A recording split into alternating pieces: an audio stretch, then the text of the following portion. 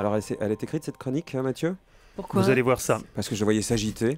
Alors, Pas regarde tout quoi. à fait. Eh bien, Marc-Olivier, Bouddha disait « Celui qui aime trop la flatterie ne sera jamais mûr pour la sagesse. En même temps, il est l'anti-Bouddha, mais on voit bien qu'il n'avait pas de soucis pour boucler ses fins de mois. Moi, si. C'est pourquoi je tenais à vous féliciter, cher Marc-Olivier, pour vos débuts prometteurs au cinéma. Il vous refuse le prix Albert Londres, qu'importe. Le César du meilleur espoir masculin vous tend désormais les bras. En effet, Marc-Olivier, je rappelle qu'hier, vous avez tourné dans un film. Oui, c'est vrai. Certains n'auraient pas résisté à la tentation de se faire mousser. Pas vous. Vous entendez la musique des Oscars, pour moi évidemment, je vais pas la ramener, mais vous parlez à un acteur ce matin. Ah, vous oui, êtes c'est sur vrai. 28, au cinéma hier Oui, évidemment. Eh, Je joue vas-y. mon propre rôle dans un film. Eh oui. Mais Marc-Olivier joue son propre rôle dans un film. Au départ, il a un peu hésité à se lancer, mais le réalisateur a fini par le convaincre. Mais qu'est-ce que c'est que le Spunz?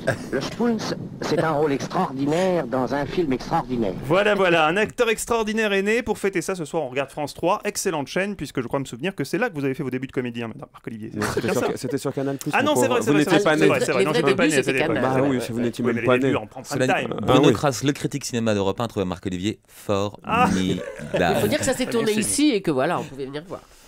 C'est tout? C'est tout. Alors, on regarde quoi avec tout ça? Parce que là, vous parlez cinéma, je comprends rien. Ce soir, le scalpel nous appelle, le bistouri nous sourit, l'hôpital nous régale. Bref, c'est le début de la 6ème saison de Grey's Anatomy sur TF1. Quel bonheur, un docteur qui arrive à Oui, l'heure. alors justement, un docteur qui arrive à l'heure, c'est appréciable. Le problème, c'est justement que le docteur est en retard. TF1 ne s'en est peut-être pas aperçu, mais le coffret DVD de la saison 6 de Grey's Anatomy est déjà sorti. Tout de suite, la réaction de Nonce Paolini. Je vais tout casser. Du calme, Nonce. La violence ne résout rien. Enfin, c'est ce qu'on dit sur le continent. Sur France 2, Les Faux Monnayeurs, un très beau film inspiré de l'œuvre magistrale d'André Gide. Benoît Jacot, le plus lettré des réalisateurs français, dresse un portrait réussi du milieu littéraire parisien des années 20 et fait montre de beaucoup de poésie dans sa manière de traiter les personnages qui, ma foi... Marc-Olivier, s'il vous plaît, Oh, c'est c'est bon. intéressant un film qui parle de littérature, Marc-Olivier.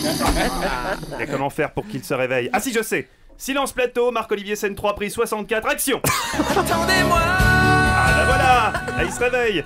Ah ça, pour faire le kéké devant une caméra, il y a du monde. Allez, c'est justement votre moment de gloire, l'heure de votre fameuse réplique. Et donc ce soir, Mathieu, qu'est-ce qu'on regarde? Allez-y. Et ce soir, Mathieu, qu'est-ce qu'on regarde? Du premier coup, Acteur studio. première prise. Eh bien Marc-Olivier, ce soir, France 3 nous entraîne au Canada. Pays à la beauté stupéfiante, des lacs scintillants, des forêts millénaires, des habitants accueillants. Franchement, comment ne pas avoir envie de visiter le Canada? Ah oui, c'est vrai qu'il y a ça, j'avais oublié. Mais il n'y a pas que le Canada dans ce numéro de Vue du ciel, il y a aussi une rencontre avec le prince Charles. Lui aussi, vu du ciel, il est très beau. Et écolo, puisque le prince nous révèle, tenez-vous bien, qu'il parle aux plantes. La question qu'on est en train de se poser, c'est que leur dit-il? Tu veux tout de suite parler légumes? Connecte-toi sans attendre avec Jean-Paul Non, le non, non, maraîcher. votre Altesse, je vous en prie, pas vous, pas vous. Même si je comprends votre émoi. Oui, si vous saviez ce que votre plante me fait.